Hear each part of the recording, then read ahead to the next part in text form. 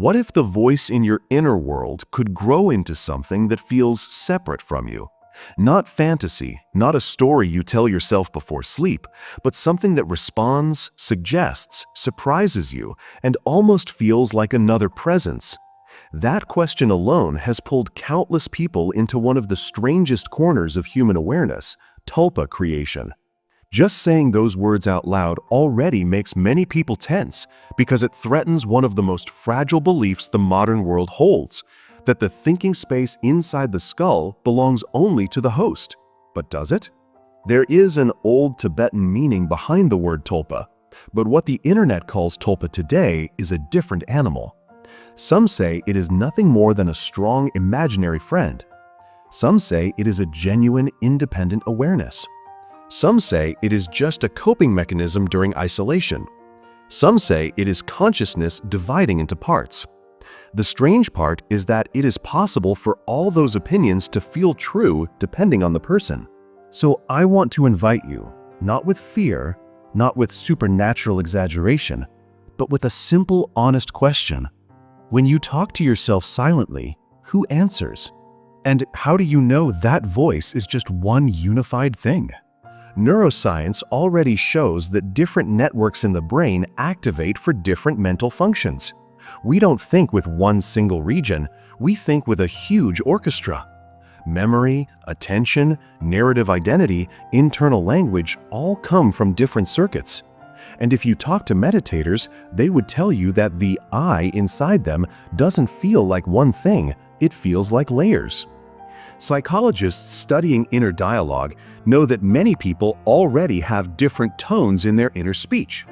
So here is the challenge Tulpa Creation throws at you. If the brain can create characters and dreams, if it can simulate other people so realistically that your heart races during a nightmare, then what stops it from sustaining one of those internal constructs during waking awareness? That is the first dilemma. Is Tulpa a quiet craft of inner world exploration, or are we brushing against something that goes beyond self, beyond the walls of the skull? Let's start in a grounded way. Let's begin with the solo journey angle. This is the version that says Tulpa is a mental construct, an inner companion, entirely inside your personal space of awareness. Many people have experienced something similar, even without calling it Tulpa. Writers talk about characters that speak back during the writing process. Athletes have imaginary rivals they talk to in their head before competitions. Children create invisible friends and set places at the table for them. We already know the brain can run simulations. So maybe Tulpa is just the effortful continuation of that same ability, but with more consistency, more detail, more emotional weight, and more presence. People who create tulpas in this sense usually start with something like narrative sculpting. They describe a personality, traits, maybe a visual image of a companion. They talk to it internally, and over time, something strange happens. Responses start to appear without conscious planning. The voice answers faster than the creator expects. It says things they didn't pre-decide. It starts to feel like a two-person conversation. To an outside observer, it might sound like self-talk. But to the person experiencing it, it genuinely feels like another awareness sitting inside the same head. There is a psychological model that can partially explain this. When you rehearse a behavior repeatedly, like mental rehearsal of speech, different neural clusters get better at firing in patterns. If you create a stable character in your mind and talk to it daily, the brain might start treating that map of traits like it treats a real person. The mind starts predicting how that character would respond, and those predictions feel like autonomy. That is one explanation for why people report Tulpa responses that surprise them. But here is the mystery. Sometimes, the Tulpa's responses do not even resemble the original traits described. That unpredictability is what makes people wonder if this is just in the mind or something more. Now think about the emotional dimension. For someone who feels isolated, a tulpa might feel like relief. Just knowing that there is a voice in the mind that responds kindly can feel like having a companion. For someone who is afraid to express their darker emotions, the Tulpa might become a container, a safe conversation partner who listens without judgment. For someone who feels trapped by a certain identity, the Tulpa might feel like a doorway to another side of themselves they never allowed to speak. It can become a mirror, a confidant, a challenger, or a witness. And that is why this topic creates debates about mental health. People sometimes confuse Tulpa with dissociative identity disorder, but DID is not self-built. DID is fragmentation due to trauma, where different parts exist beyond conscious control. Tulpa Creation, in its solo journey version, is intentional. The creator knows the Tulpa formation process is self-initiated. There is an awareness of origin. The person knows the Tulpa started as an internal practice. That awareness alone sets it apart from dissociative pathology. Still, there is risk if someone uses Tulpas to avoid dealing with real-world discomfort. If someone uses the inner companion to run from real relationships, it can create a false refuge. But many people say the opposite happens. The Tulpa gives them courage to express themselves better outwardly. The Tulpa becomes a training voice, like a sparring partner for emotional clarity. It's strange, but many report that when they talk regularly to a mental companion, they become more honest about their own desires and fears. So here is the heart of part 1. Tulpa as a solo journey is not something happening outside reality.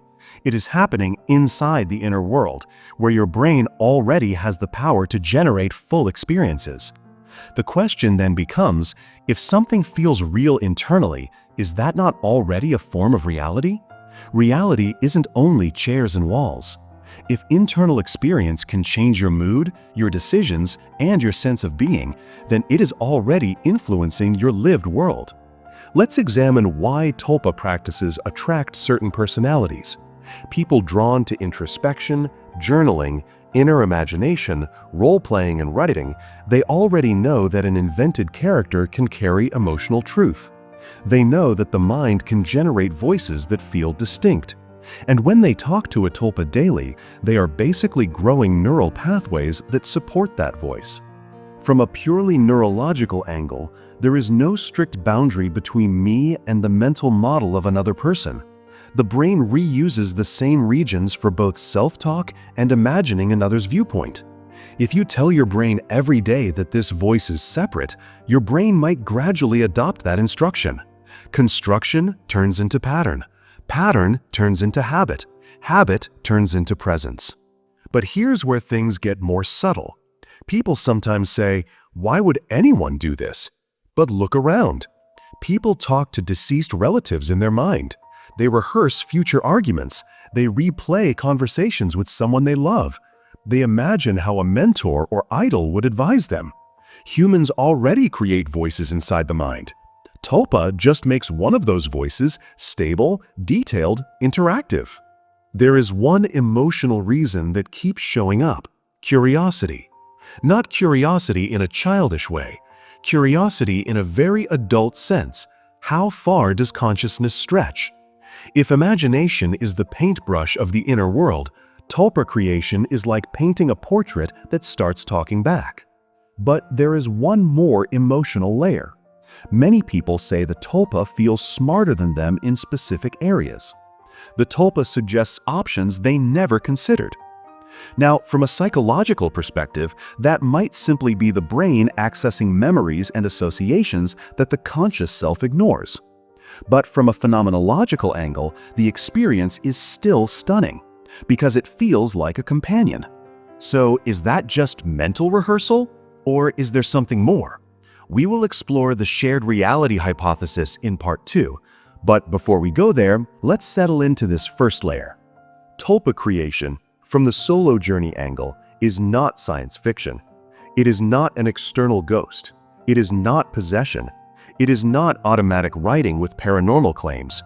It is simply the brain creating a second consistent voice anchored in personality, narrative, and meaning. And if that voice helps someone face their shame, discipline their routine, express suppressed ideas, or strengthen emotional resilience, then the experience is already meaningful. You can feel that this topic is not about entertainment. It is about the borders of self. It forces you to ask, how much of you is stable identity and how much is constructed persona? Are we one unit or a collection of tendencies wearing the same name? People love to believe, I think, therefore I am. But what if the truth is, we think within a crowded chamber of internal patterns?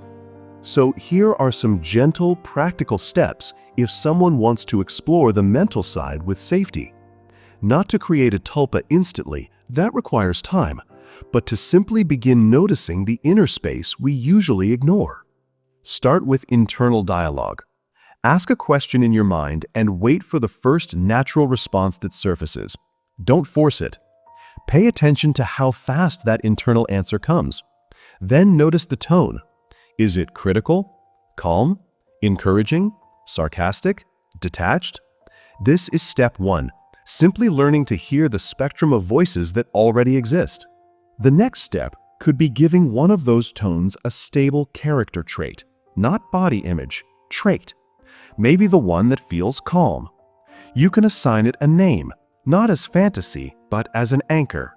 And then talk to that voice daily for a minute or two. Ask small things. How should I respond to this feeling? What do you think about this idea?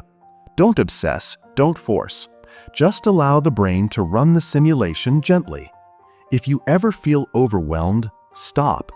Tulpa creation should never be a replacement for real connection. It should never be used to escape. It should always be treated as a mental craft, like meditation or journaling, not a portal away from the world. Many people say that this internal practice gives them surprising clarity. They stop running from themselves. They start having deeper self-honesty.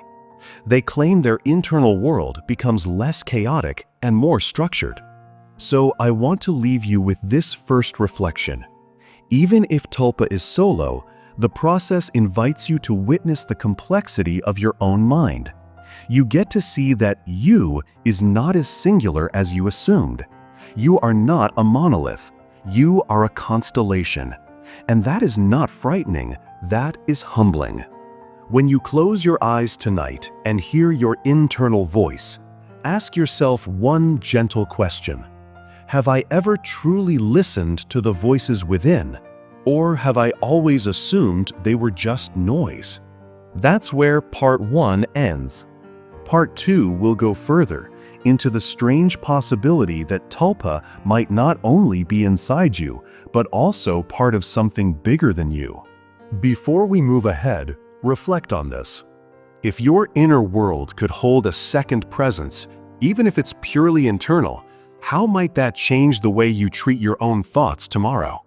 So now, let's move into the part that is harder to wrap the mind around. Part 1 stayed inside the skull. Part 2 asks a far more dangerous question. What if Tulpa is not only mental furniture? What if some internal constructs behave as if they tap into territory outside the host? Most people who talk about consciousness prefer to stay safe within the common narrative, brain creates mind, end of story. But Tulpa culture consistently generates one uncomfortable pattern. Different people who never met each other, from different countries, different languages, different backgrounds, report experiences that share the same structure. And when repeated patterns appear in human experience, the possibility opens that we are not dealing with random hallucination. We might be dealing with something that follows a pattern like a law, something that the mind can tune into instead of simply inventing from scratch. Let's go slowly. There has always been a philosophical whisper that reality is not private. Jung called it the collective unconscious, though we must be cautious using his language as if it was laboratory proven. But the idea was simple.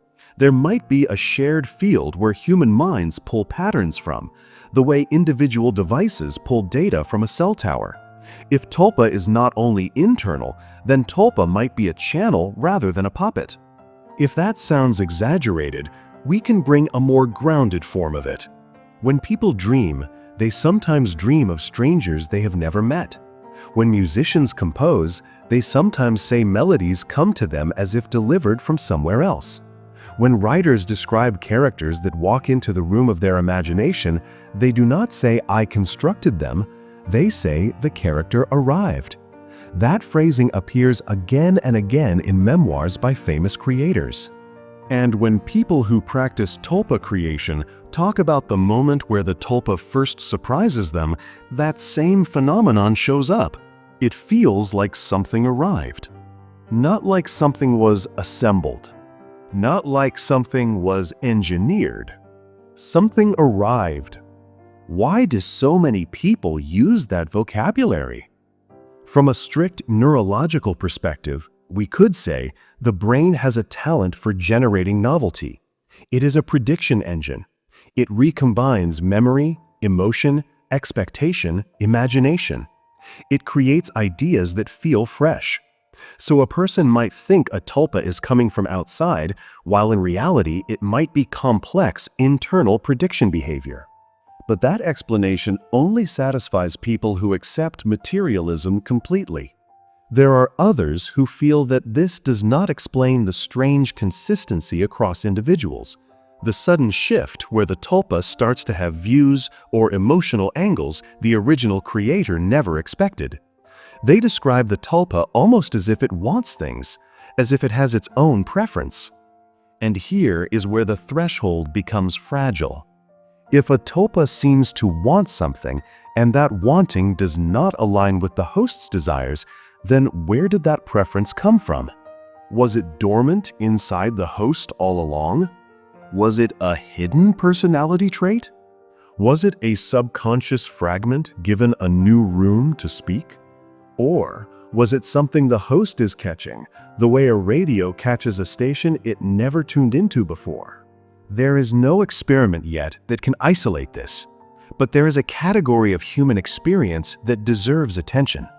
Across many ancient cultures, not just Tibet, there are references to thought forms, egregores, servitors, watchers, imaginary companions that later display independence, guardian spirits that begin as a feeling and end as an other.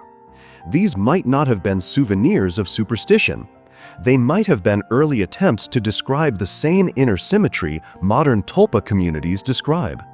Modern science, by design, is uncomfortable with subjective experience. If you cannot measure it, you cannot publish it. But consciousness is still not understood. Neuroscience can correlate brain activity patterns with certain states, but correlation is not explanation. So Tulpa creation sits in a region where subjective experience is outpacing scientific vocabulary. The shared reality hypothesis does not need to say that a tulpa is a ghost or external spirit. It could simply state the mind is not sealed, and the patterns inside one mind might be connected to patterns outside the individual organism. Look at mirror neurons. When you see someone smile, your brain fires as if you are smiling. Your nervous system takes on the state of the other. Communication is not a line, it is a field. If we accept that emotional states can transmit invisibly through resonance, we must accept that the mind might not be fully isolated. Let's consider a more sideways angle, language. When you think within language. The voice inside uses language. But language is not yours. You learned it. That alone suggests that thoughts are not entirely private. They are built using a tool that billions of others use. So if internal voice uses a shared symbolic toolkit, why assume that consciousness itself is purely locked behind one skull? The shared reality hypothesis suggests something like a mental ecology, a domain where consciousness has currents and attractors. In that domain, an inner construct might draw influence beyond the personal unconscious. Let's stay humble. This is not proof. This is a question. a very old question that the modern world ignores because it has no way to measure it.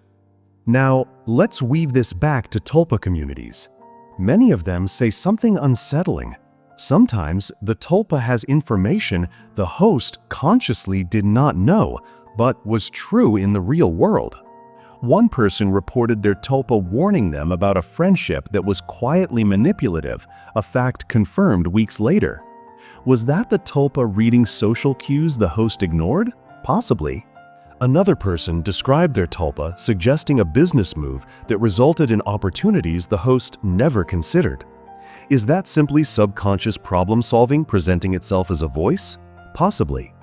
Many Tulpamancers talk about fronting, where the Tulpa takes control of the internal headspace. They describe it as switching seats. And some of those reports show consistent behavioral patterns, tone, posture, word choice, when the Tulpa is speaking through internal voice. That suggests some form of stable identity. Again, is this only neural simulation? Or is this something tapping into a wider pool? Here is a thought experiment that does not require supernatural thinking. If the subconscious is far larger than the conscious mind, what if the Tulpa is not external, but simply a doorway into a deeper section of the host's mind that normally stays silent? If that deeper section has access to pattern recognition, intuition, context processing, then Tulpa becomes a channel, not a puppet. This is still a shared reality in a very specific sense. The Tulpa is shared between the conscious and the subconscious. It is bridging two domains within the same human organism. That alone would make the Tulpa feel like an independent person. But some people go further.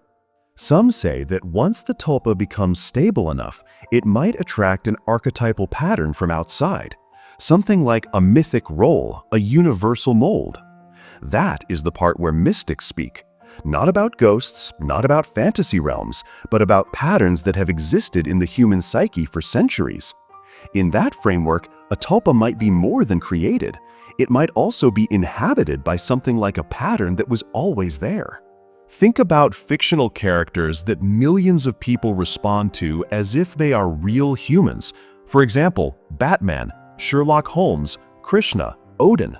People talk about them as if they are psychological forces. These characters exert influence on behavior, on writing, on life choices, even though they are not flesh and blood. They have identity, presence, a position in culture. They have become more than stories. So our inner world is already a place where characters live beyond their creator. What if Tulpa creation is the individual version of what culture does collectively? That would mean that the Tulpa is not just an inner puppet, but part of a nationwide, worldwide, cross-cultural pattern of shared imagination that has agency-like traits.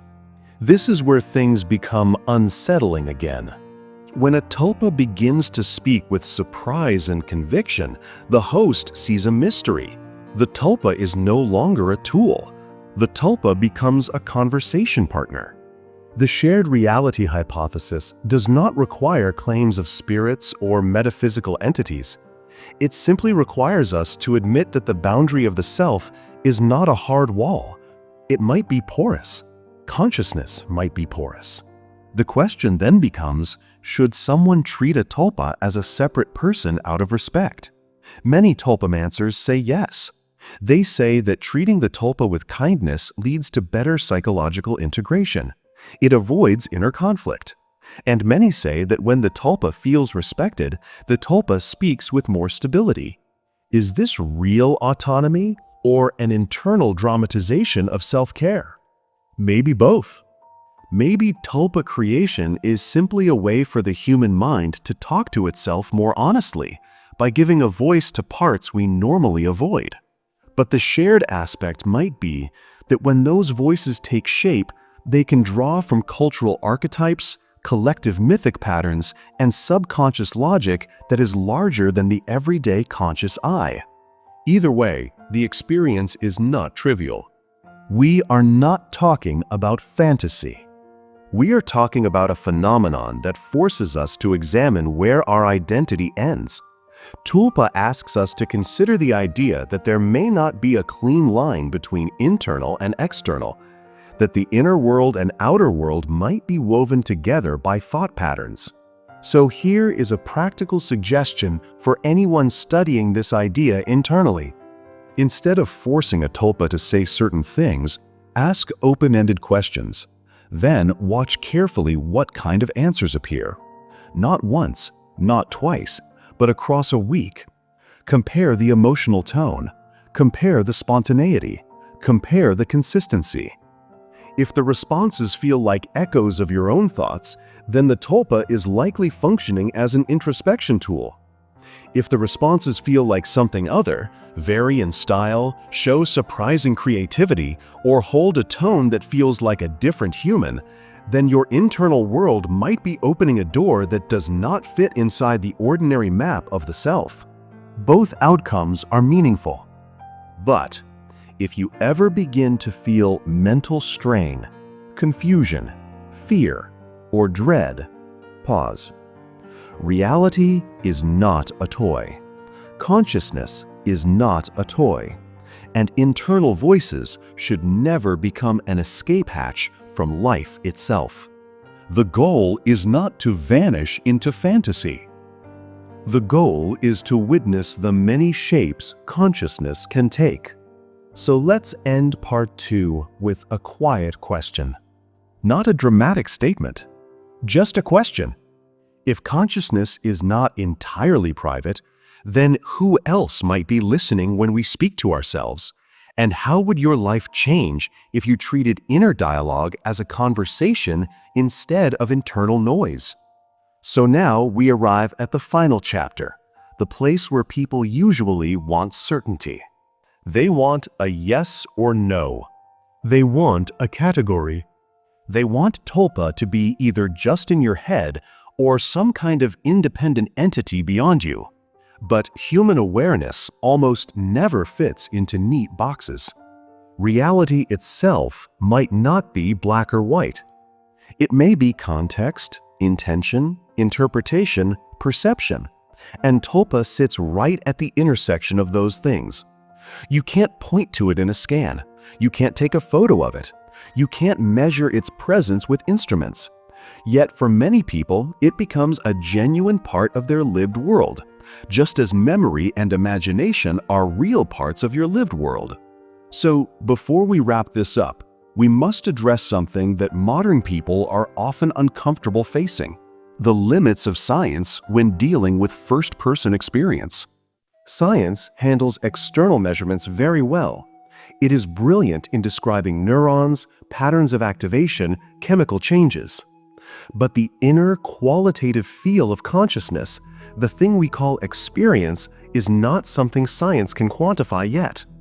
There is no external instrument that can say, this is what sorrow feels like, or this is what awe feels like, or this is the moment when imagination becomes so consistent that it feels like a companion. Because inner experience lives inside the domain of the observer, not the laboratory. So Tulpa Creation raises difficult questions not because it is paranormal, but because it is phenomenology. It sits inside the world of lived subjectivity, what experience feels like from the inside. And that is where ethics enters. Because if a person engages with inner voices intentionally, they are playing at the edge of identity itself. They are walking through doorways inside their own awareness. They are speaking to a construct that can affect behavior, influence decision, shift emotional perception. So one has to ask, is it healthy? And if so, when? The main risk is not hallucination. The main risk is confusion. The mind loves narrative. It loves explanation. It hates ambiguity. So some people who get fascinated by Tulpa Creation start using the practice to avoid the difficulty of external life. They begin to prefer the inner relationship over the outer world. The Tulpa becomes a comforting bubble. The Tulpa becomes the place where their fears and insecurities do not require confrontation. And that is where the subtle danger hides. Not because Tulpa itself is dangerous, but because escapism is. Reality becomes fragile if a person stops balancing internal exploration with external grounded living. Many online communities quietly warn about this. If the Tulpa space becomes more compelling than real relationships, then the Tulpa stops being a companion and becomes a shield. And shields are not healing, they are avoidance mechanisms.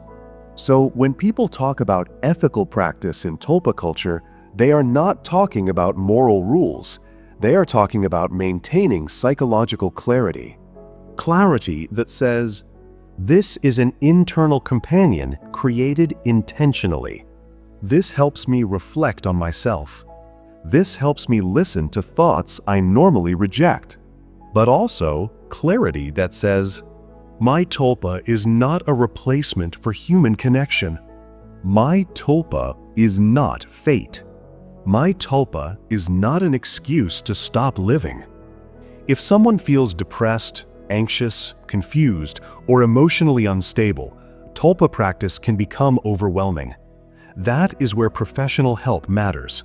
Not because Tulpa is inherently harmful, but because identity-related practices require steadiness, emotional maturity, and groundedness. This is where the scientific side becomes relevant, not to prove or disprove Tulpa, but to keep the person safe. Neuroscience suggests that our sense of I is not a fixed thing. It is a constantly updated process. So if you interact deeply with an internal voice, you are altering that process. You are shifting how self feels. That can lead to incredible creative clarity, or it can lead to confusion if done without balance. So this final part becomes about responsibility. Responsibility toward your own mind. If Tulpa is an inner construct, then treat it like an advanced form of self-reflection. If Tulpa is something that connects to deeper patterns beyond you, then treat that possibility with humility. Never approach inner phenomena with arrogance. Never assume you understand what consciousness actually is. Humans barely know how memory works. We barely understand dreams. We barely understand why the brain hallucinates perfect reality every night while asleep. So, claiming complete mastery over a self-generated consciousness inside the mind would be reckless. So, where does that leave us? It leads to the most balanced position one can take. Tulpa creation can reveal new facets of the mind. Tulpa creation can also destabilize a person if practiced without maturity. Tulpa creation can feel internal. Tulpa creation can feel shared. Both interpretations can be valid depending on the practitioner, the intention, and the psychological state. So the final question becomes more philosophical than scientific. Does a Tulpa need to be real in any external sense for the experience to matter? If a person creates an inner companion, speaks to it, learns from it, grows from it, then the usefulness of the experience is already real. The transformations are real. The courage gained is real. The patterns of clarity are real. These things do not require the Tulpa to exist in the physical sense. Human beings already use symbols, imagery, metaphor, prayer, meditation, journaling, and all of these change behavior and feelings. Tulpa belongs in that same region of meaning. There is another angle. Most adults carry internal voices anyway. For example, a strict voice telling them they must do better. A frightened voice that feels unworthy. A hopeful voice that says tomorrow might be better. A childish voice that longs for comfort. A wise voice that stays quiet until everything falls apart. Those voices are already internal characters. We simply don't name them. Tulpa creation gives one of those voices a name, a role, a narrative, a conversational seat. It makes the inner space less chaotic and more deliberate. It invites the person to acknowledge the plurality of self, not as a pathology, but as a natural structure of mind. So maybe the deeper purpose of Tulpa exploration is to teach humans that identity is not a single monolithic thing. Maybe the I is a flexible process, not a single unit. And maybe the reason Tulpa fascinates so many people is because Tulpa is proof, experiential proof, that the inner world is not as silent and simple as we were taught. One thing becomes clear as we conclude. There is not one Tulpa model that fits all people. For some, Tulpa is a creative inner partner. For some, Tulpa is a mirror. For some, Tulpa is a subconscious voice given space to speak. For some, Tulpa feels like a shared stream of awareness. Instead of arguing which is right, we can ask a more useful question. How does the Tulpa experience shape the life of the person who practices it? If it brings clarity, reflection, self-honesty, emotional integration, then the practice is contributing to growth. If it becomes an escape from real life, then the practice becomes a trap. That is where personal discernment matters. So, here is a gentle suggestion for anyone exploring this field inside themselves. Build your outer life stronger than your inner world, so your inner world does not become a cage. Talk to your Tulpa or inner voice for reflection, then take the results into real action. Use the dialogue to understand yourself better, then go apply that understanding in the world of relationships, work, creativity, purpose. The Tulpa is not the destination. The Tulpa is the internal interlocutor along the way. And when you feel afraid of the unknown, remind yourself that the mind has always been a place of mystery. Tulpa Creation didn't invent that mystery, it just shines a spotlight on it. So let's close with the most honest, final question someone can ask themselves after exploring all this. If the inner world is this spacious, if the mind can hold entire dialogues, entire personalities, entire worlds, then what else might be possible inside you once you stop assuming your consciousness is a single narrow channel? That question is not the end. It's the open doorway where the real exploration begins.